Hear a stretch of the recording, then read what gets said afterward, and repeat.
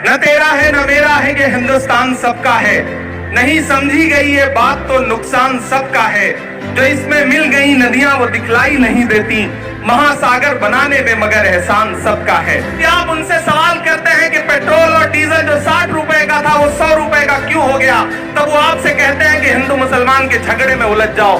जब आप सवाल करते हैं कि 400 रुपए का गैस सिलेंडर 1000 के पार क्यों हो गया, तब वो आपसे कहते हैं कि नहीं, हिंदू मुसलमान पर बहस करो। आने वाली नस्लें जब पूछेंगी कि जब मुल्क में नफरतों की आग लगी थी, महंगाई आसमान को छू रही थी, दिल्ली की गद्दी पर बैठा हुआ हाकिम बात करने को तैयार नहीं था, ऐसे में आप क्या कर रहे थे? तब मैं फख्र से कह सकूंगा, गर्व से कह सकूंगा कि मैं अपने नेता राहुल गांधी जी के कदम से कदम मिला करके कन्याकुमारी से कश्मीर तक अपने पांव के छालों की परवाह किए बिना जा रहा था। बारिश हो या आंधी नहीं रुकेगा राहुल गांधी। न तेरा है न मेरा है, ये हिंदुस्तान सबका है। नहीं समझी गई ये बात तो नुकसान सबका है। जो इसमें मिल गई नदियां वो दिखलाई नहीं देती, महासागर बनाने में मगर एहसान सबका है। बेल्लारी और उसके आसपास की मौजूद लाखों की आवाम यहां पर आदरणीय राहुल गांधी जी भारत को जोड़ने की मुहिम लेकर के कन्याकुमारी से अपने साथ हजारों लाखों की तादाद में लोगों को लेकर के निकले हैं। और ये यात्रा शहर शहर, गली गली, गांव गांव होती हुई कर्नाटक के बेल्लारी शहर में है। मैं आपसे बात करने के लिए आया था, लेकिन तब तक हमारे नेताजी राहुल गांधी जी आ चुके हैं। मैं अपनी वाणी को विराम देता हूं और बस इतना कह रहा हूं कि राहुल गांधी जी की जो ये मुहिम है, इस मुहिम के लिए हिंदुस्तान का एक एक शख्स राहुल गांधी जी के साथ खड़ा है। और कर्नाटक की आवाम, मैं आपसे ये कहना चाहता हूं कि भारतीय जनता पार्टी की सरकार ने, चाहे वो यहां हो या दिल्ली में बैठी हो, पिछले कुछ सालों में इस देश को महंगाई और नफरत के अलावा कुछ भी नहीं दिया है।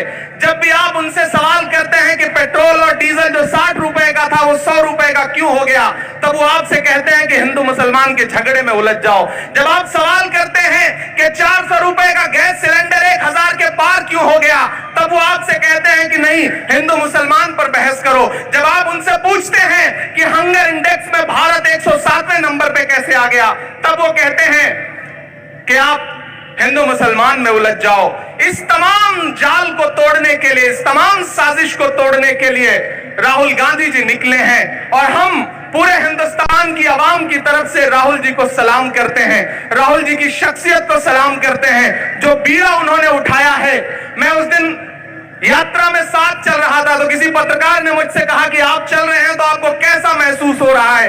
तो मैंने एक ही बात कही कि मैं महात्मा गांधी के दौर में पैदा हुआ होता तो शायद मैं उनके साथ चल रहा होता, लेकिन मैं इस दौर के गांधी के साथ पैदा हुआ हूं, तो मैं अपने दौर के गांधी के साथ चल रहा हूं। और मुझे ऐसा लग रहा है कि मैं एक ऐसी मुहिम में चल रहा हूं कि आने वाली नस्लें जब पूछेंगी कि जब मुल्क में नफरतों की आग लगी थी, महंगाई आसमान को छू रही थी, दिल्ली की गद्दी पर बैठा हुआ हाकिम बात करने को तैयार नहीं था, ऐसे में आप क्या कर रहे थे? तब मैं फख्र से कह सकूंगा, गर्व से कह सकूंगा कि मैं अपने नेता राहुल गांधी जी के कदम से कदम मिला करके कन्याकुमारी से कश्मीर तक अपने पांव के छालों की परवाह किए बिना जा रहा था और भारत को जोड़ने की कोशिश कर रहा था। मैं एक बार फिर से राहुल जी को सलाम करता हूं और मैं जानता हूं कि चाहे बारिश हो या आंधी नहीं रुकेगा राहुल गांधी। राहुल जी आगे जाएंगे और हम सब उनके साथ खड़े हैं। और कर्नाटक से लेकर के दिल्ली तक ये जो नफरत वाली हुकूमतें हैं, इन्हें